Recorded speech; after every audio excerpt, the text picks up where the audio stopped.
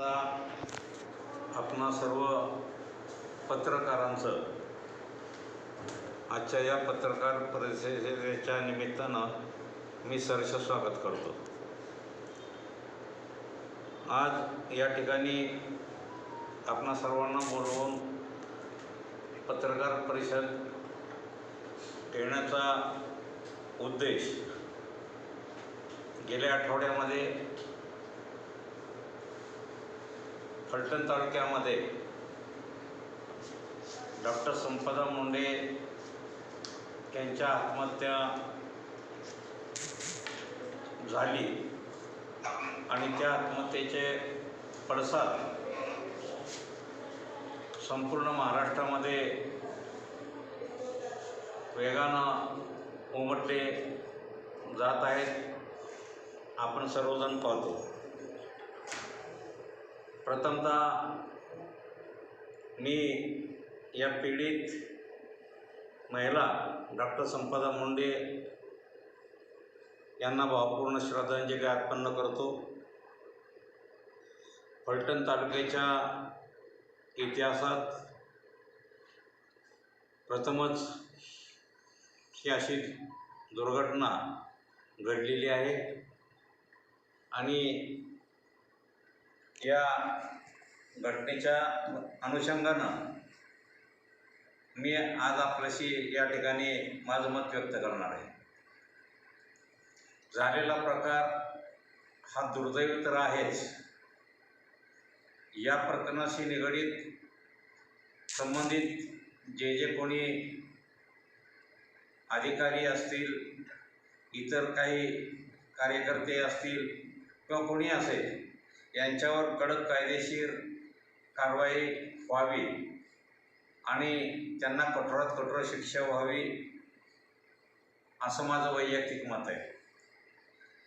या आत्महत्येच्या अनुषंगानं गेले 8-10 दिवस मीडिया असेल, सोशल मीडियावर असेल, एक फार मोठं प्रचंड वादळ या ठिकाणी निर्माण झाल्याचं आपण ऐकतो पाहतो।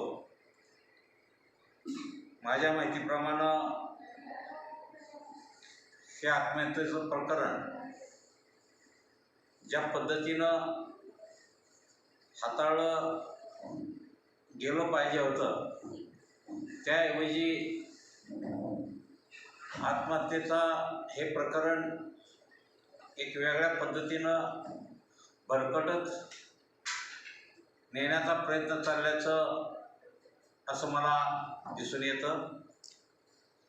ज्या दिवशी आत्महत्येचं प्रकरण झालं त्या दिवशी माझ्या उपस्थितीमध्ये आणि ज्यांच्यावर आता सातत्याने वेगवेगळ्या प्रकारचे जे आरोप केले जातात ते आपल्या फलटणचे माजी खासदार रणजित नाईक निंबाळकर हे माझ्या सभेत उपस्थित होते आणि त्यावेळी विविध माध्यमांचे चॅनलचे प्रतिनिधी त्यांच्याकडं प्रतिक्रिया घेण्यासाठी आले होते आणि माझ्या समक्ष फलटण तालुक्यात सर्वात प्रथम रणजित नाईक निंबाळकर यांनी प्रतिक्रिया दिली होती।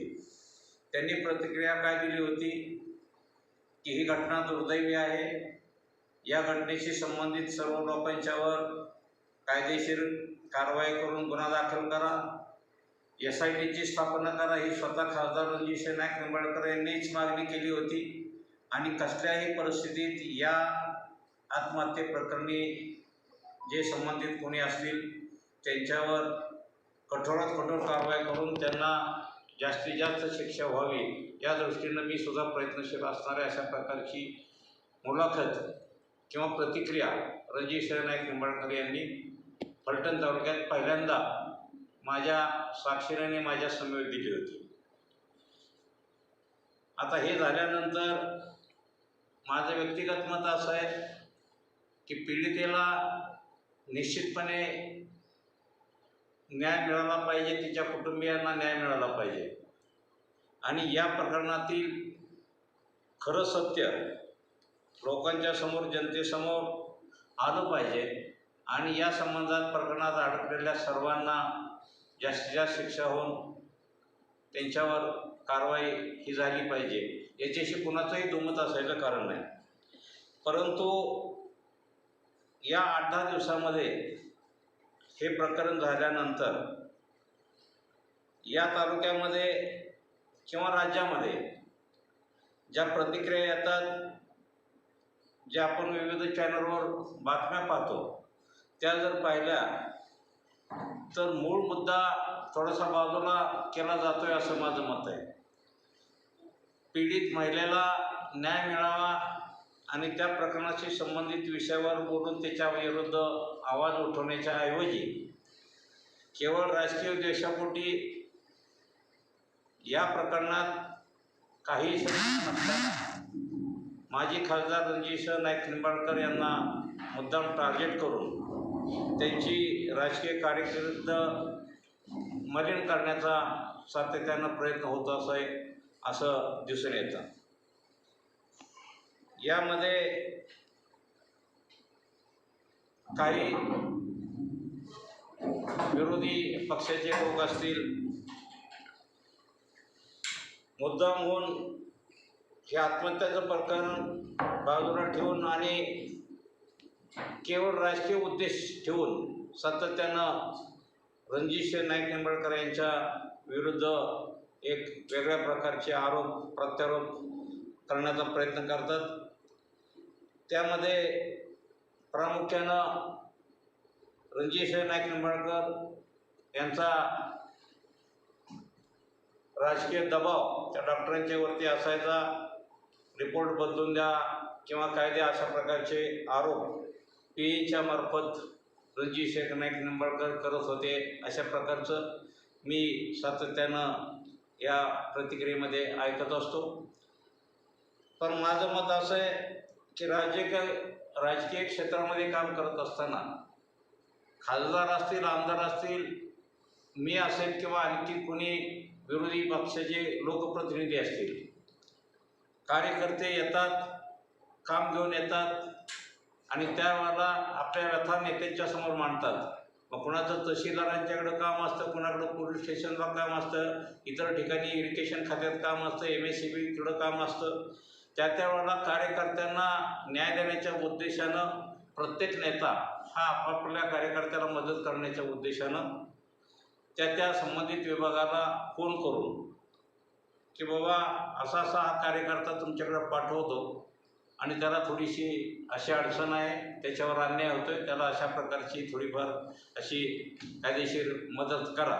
अशा प्रकारचं प्रत्येक नेत्याचं हे कामच आहे. आणि तशा प्रकारे डॉक्टरांच्या बाबतीतसुद्धा झालं असावं. रणजित नाईक निंबाळकर असतील, आमदार असतील किंवा इतर कुणी असतील, सरकारी दवाखान्यात अनेक प्रकारचे दैनंदिन लोकांची कामं असतात.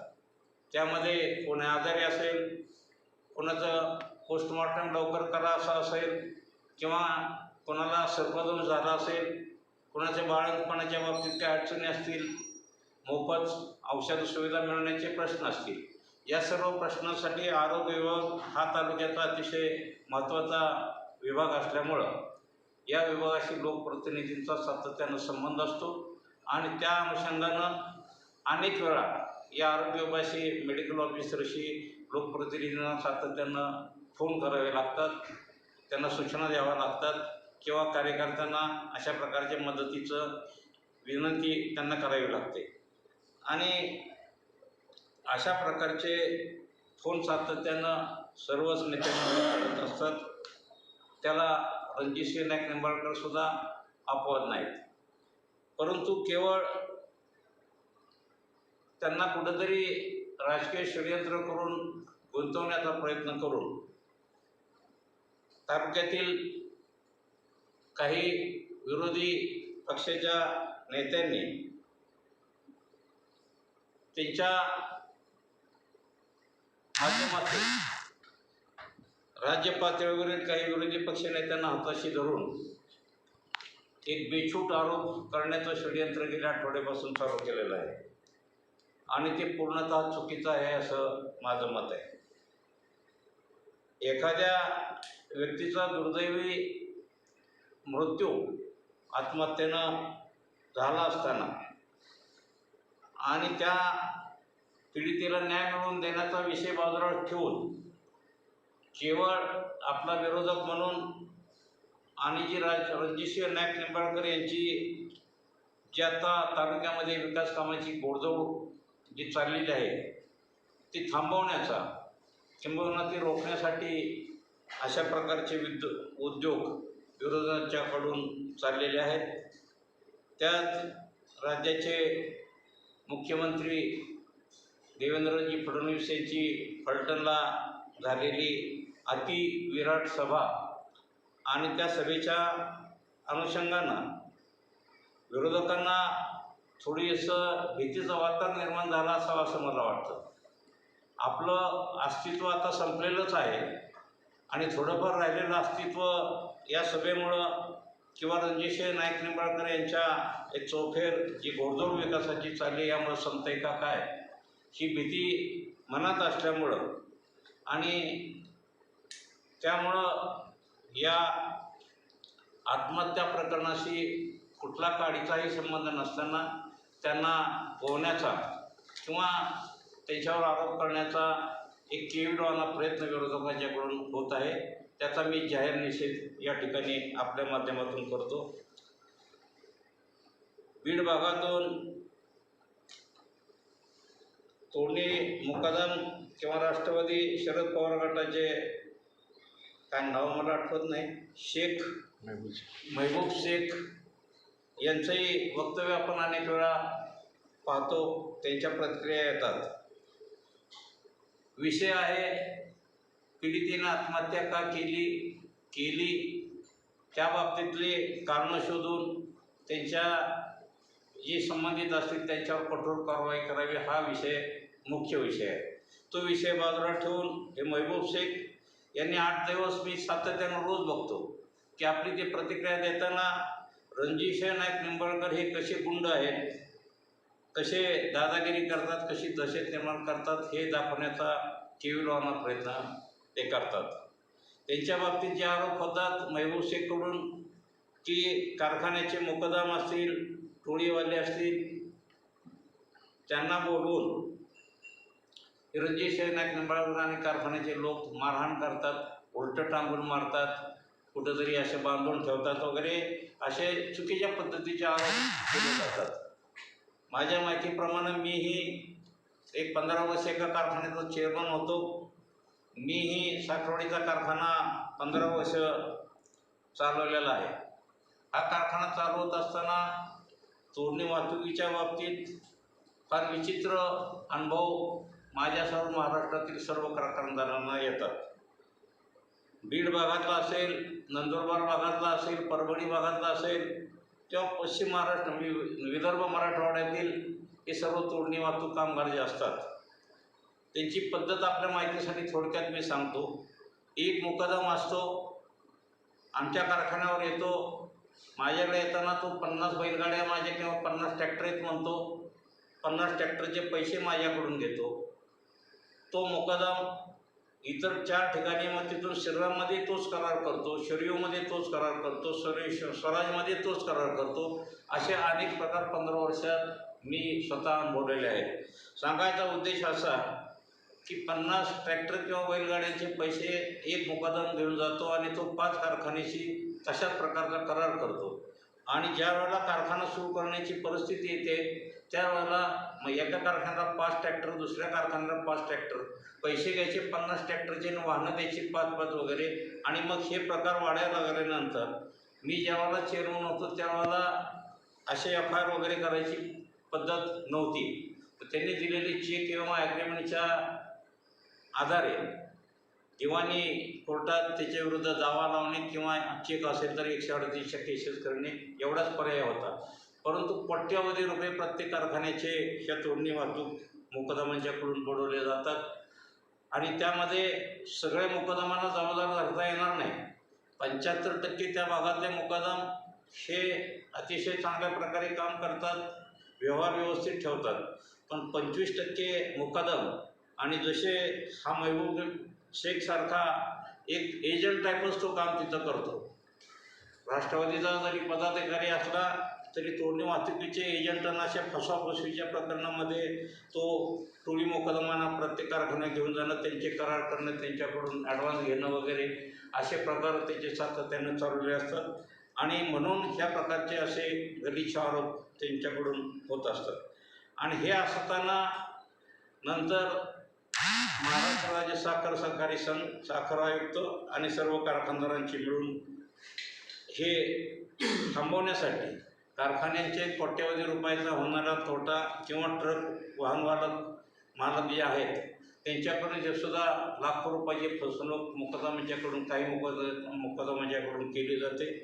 त्याचं कारण वाहन मालकांना पैसे कारखाना त्यांच्या नावावर देतो, पण वाहन मालक टोळीवाल्यांना पैसे ते स्वतःचे देतात.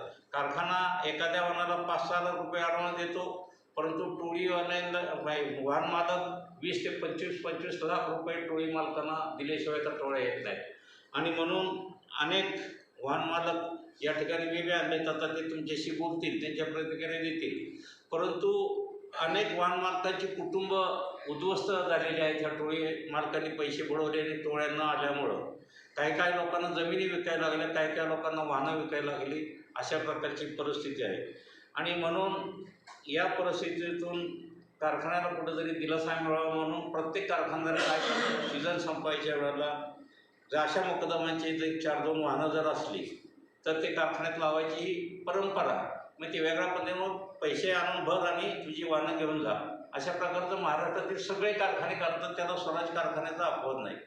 परंतु हे सगळं माहिती असून आणि बाजार असून केवळ स्वराज कारखान्याला आणि त्या अनुषंगानं रणजित नाईक निंबाळकरांना टार्गेट करून त्यांच्याविरुद्ध कटकारस्थान करण्याचा हा प्रयत्न आहे असं माझं मत आहे. आणि म्हणून रणजित नाईक निंबाळकरच्या कारखान्यावर आता हा महबूब शेख जो आरोप करतात 70 वाहनं आहेत, आम्हाला 100 वाहनं आहेत किती, जर त्या लोकांचे पैसे जर तेवढे राहिले असले तर ती वाहनं लावणं म्हणजे त्यामध्ये गैर काही नाही. ती काय हिसकून घेऊन काय किंवा चोरून आणून लावलेली नाही.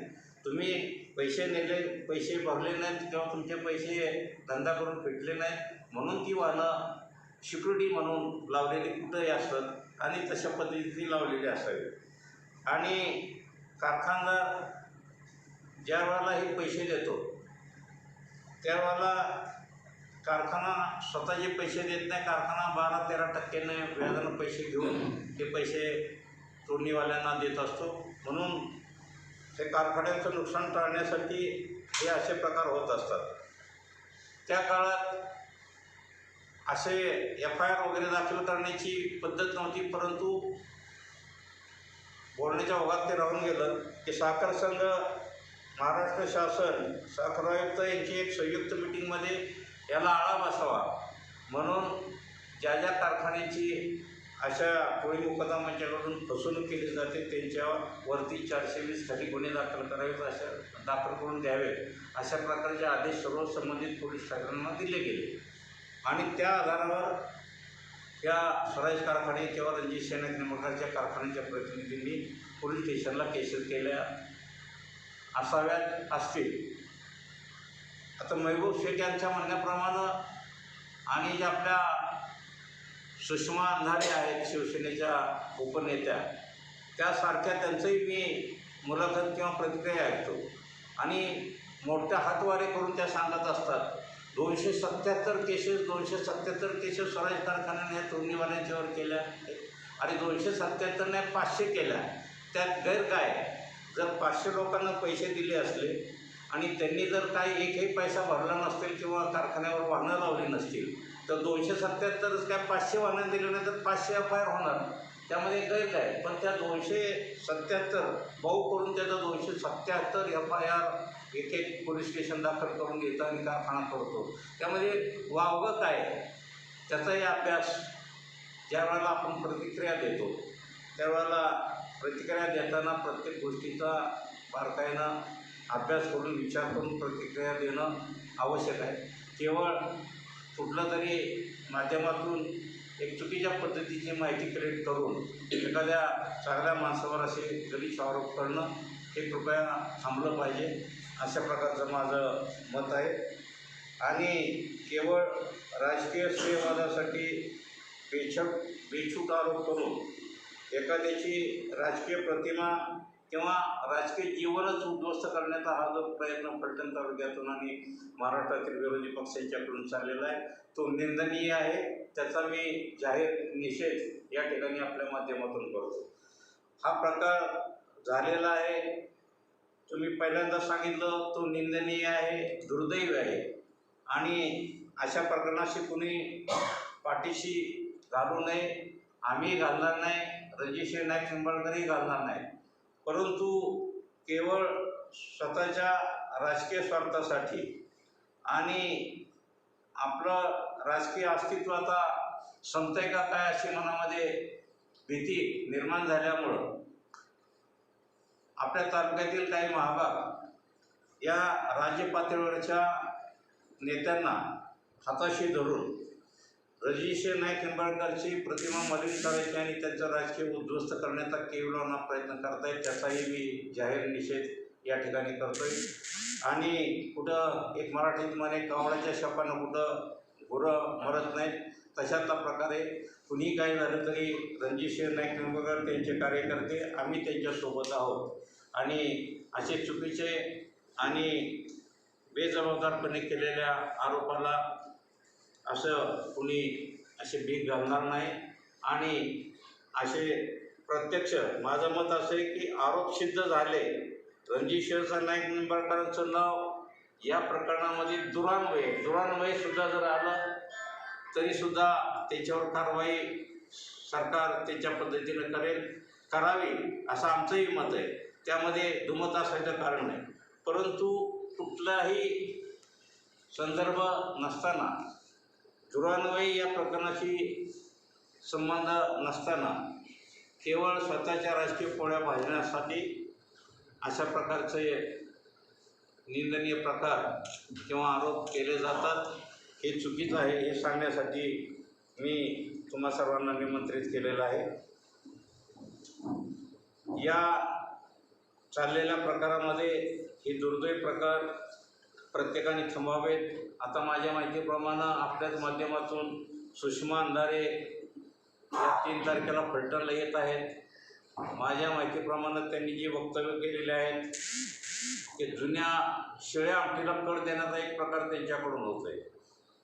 या प्रकरणाचा दिगंबर आगवणे प्रकरण असेल, की ननवरे प्रकरण असेल किंवा अन्य कोणते प्रकरण असेल, हे 2-3 वर्षाची प्रकरणं उकरून काढून या प्रकरणाशी त्याची लंक जोडण्याचा म्हणजे हा केवळ प्रयत्न हास्यास्पद आहे. सुषमा अंधाऱ्यांसारख्या एका जबाबदार व्यक्तींनी किमान ही प्रकरण काय आहे, आपण कशा संदर्भात बोलतोय, डॉक्टर संपदा मुंडे यांचं आत्महत्या प्रकरण आणि दिगंबर आगवणे नरवरे प्रकरण किंवा कारखान्याचं त्या टोळीवाल्यांचं प्रकरण ह्यांचा दुरान्वयी कुठं काही संबंध आहे का, याची किमान खातरजमा करून अशा प्रकारची वक्तव्य अशा जबाबदार व्यक्तींना केली पाहिजेत असं मत आहे. केवळ कोणाकडून तरी माहिती घ्यायची आणि एक पहिले फोन होते, कसले फोन म्हणायचे त्याला, टेलिफोन फोन पैसे टाकून त्या कॉईन बॉक्स, ते कॉईन बॉक्ससारखं आता झालं आहे. फलटणमधून कॉईन बॉक्समध्ये 1 रुपया टाकला की लगेच मग ते फोन चालू होतो आणि असे प्रकार बोलायचे चालू होतात. आणि असं दुर्दैवानं असं म्हणावं लागेल की पूर्ण माहिती घेऊन आणि आपल्या हातात भक्कम पुरावा असण्याच्या काय असल्याशिवाय अशा प्रकारचे बेछूट आरोप करणं प्रत्येकानं कृपया थांबवावं अशा प्रकारची विनंती मी या निमित्तानं करणार आहे. आणि तालुक्यातील वरिष्ठ जे ज्येष्ठ काही राजकीय नेते मंडळी असतील त्यांनाही मी आपल्या माध्यमातून विनंती करणार आहे की या प्रकरणामध्ये कृपा करून असं गलिच्छ राजकारणाचं करू नये आणि आपण सर्वांच्या माध्यमातून या पीडितेला खऱ्या अर्थानं न्याय मिळावा या दृष्टीनं सामुदायिक प्रयत्न करावेत अशा प्रकारची मी विनंती सर्वांनाच आपल्या माध्यमातून करतो. फलटणच्यात एका राजकारण्यांच्याकडून खासदार माजी खासदार रणजित यांना बदनाम करण्याचा प्रयत्न केला जातो. तर नक्की ते नेते कोण आहेत, नाव आहे हे नेते कोण आहेत मी तुम्हाला सांगतो. तुमच्याच माध्यमातून गेल्या काही दिवसापूर्वी माझं वय झालं, मी शरीराने थकलो असलो तरी माझा मेंदू ठणठणीत आणि चांगला आहे आणि त्यामुळं मी घरात बसून एकेकाला संपवल्याशिवाय स्वस्थ बसणार नाही असं वक्तव्य कोणी केलं होतं हे जग जाहीर आहे. फलटण तालुक्यातील लहान मुलांच्यापासून वृद्धांच्यापर्यंत ज्येष्ठांच्यापर्यंत माहीत आहे आणि माझ्या माध्यमातून तुमच्या माध्यमातून सगळ्या तालुक्यांना आणि सातारा जिल्ह्यांना हे वक्तव्य ऐकलेलं आहे. मग हा नेता कोण असणार याच्या बाबतीत स्पष्टच नाव घ्यायचं म्हटलं तर आपल्या तालुक्याचे ज्येष्ठ नेते श्रीमंत रामराजे नाईक निंबाळकर यांचा यामध्ये हात असावा असं माझं स्पष्ट मत आहे. राहणार रावडी बोलतो फलटण जिल्हा सातारा. मी साधारण 19-20ला 4 टोळ्या केल्या होत्या. माझ्याकडे 4 ट्रॅक्टर आहेत होते, आता नाही. ते 40 लाख रुपये मी 40 गावच्या टोळ्याला दिले. 2 मुकदमांनी 20-20 लाख रुपये दिले. साखरवाडी कारखान्याने आमच्याकडं दत्त इंडियाकडं मी 15 लाख रुपये घेतले होते. 15 लाखाचे त्यांनी माझ्याकडनं व्याजासह वसूल केलं आणि मला असे वाटलं की ट्रॅक्टर ट्रॉल्या सगळी विकावं लागले, जमीन घाटेवर आली. कसं तरी आत्तापर्यंत 5 वर्षात मी आपला नील झाला. टोळ्या मुकदम काय आलो 3-3 आठवडा आम्ही राहायची तिथं मुक्काम करायला. काय येतो उद्या इथे बघतो टोळ्या कोणत्या होत्या 40 गावच्या होत्या. गोल्डर म्हणून गाव मुकदम रेवणनाथ पाटील इथे इंगळे पाटील आणि विजय हरे राठोड त्यांच्यावर केसेस बी केले आहे. रणजित दादांनी आम्हाला बोलून घेतलं होतं. एक दिवस मागलं होतं, मिटिंग झाली होती. PSI हे सगळे बोलावले होते. बोलून चालते पण बोलतवाल्याने त्याला फोन केलं काय उचलत नाही.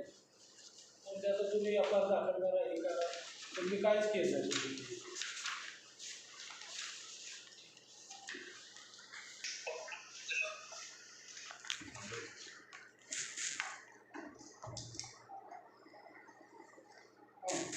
माझं नाव धनश्रीदादा होळकर आणि चुलत भाऊ हनुमंत भाऊ होळकर. आमच्या दोघांची 14 लाखाची फसवणूक झाली. मुकदमाचं नाव मंगा नागो राठोड. कोणत्या कारखान्यात शेरीव कारखाना. कुठला होता मुक्काम? पाचोरा तालुका, जिल्हा जळगाव. आता काय परिस्थिती? गुन्हा दाखल केले त्यांच्यावर? गुन्हा दाखल केला आहे. मी केला गुन्हा. आणलं त्याला इकडं? नाही आणले, आलीच नाही. आधीच नाही. ते आमच्यावर केशी ठोकले त्यांनी, आम्हाला तिकडं कोर्टात बोलावलं. आता काय तुमची मागणी? आत्ता 14 लाख येतात. मागणी काय तुमच्याकडे? मागणी ती पैसे मिळावते, दुसरं काय. तुम्ही ऐकता, तुम्ही आता कुठे ऐकता? माझं नाव हिरालाल साहेबराव पवार. मी साखरवाडी कारखान्याला एक ट्रॅक्टर माझा लावला होता. 40 गावचा कांतीलाल देवीदास राठोड याला आम्ही त्याच्याकडं आम्ही करार केला होता आणि त्याला पैसे आम्ही इथून बँकेचे ह्याच्यावर पोस्टवर पैसे पाठवले होते. किती पैसे पाठवले होते? आधी 2 लाख रुपयाचा चेक दिला होता त्याला आणि नंतर मग 2 लाख रुपये त्याला आम्ही इथं ह्याच्यात दिले, घरी आणून इथं दिला अर्थातून त्याला इथं दिलं होतं. किती पैसे दिले तुम्हाला? आता मला ते 50-60 लेबर देतो म्हणून त्यांनी कबूल केलं. मग किती दिली लेबर तुम्हाला? एकही लेबर दिलं नाही आम्हाला. तुम्ही मग काय त्याच्यावर गुन्हा दाखल केला? गुन्हा दाखल केला. कुठल्या पोलिसात गुन्हा दाखल केला? आम्ही कुठलं परिस्थितीत आपण त्याला पडद्यात पडून देतात. त्याच्यावर काय कारवाई पुढं? कारवाई त्याच्यावर केली होती आम्ही. आपल्या कोर्टात अजून सध्या चालू आहे. आता तुमची काय मागणी आहे? ही समज त्याला अनेक वेळा आम्ही दिलं होतं. आता तुमची काय मागणी आहे? आमचे पैसे आम्हाला मिळाले पाहिजेत. ठीक आहे.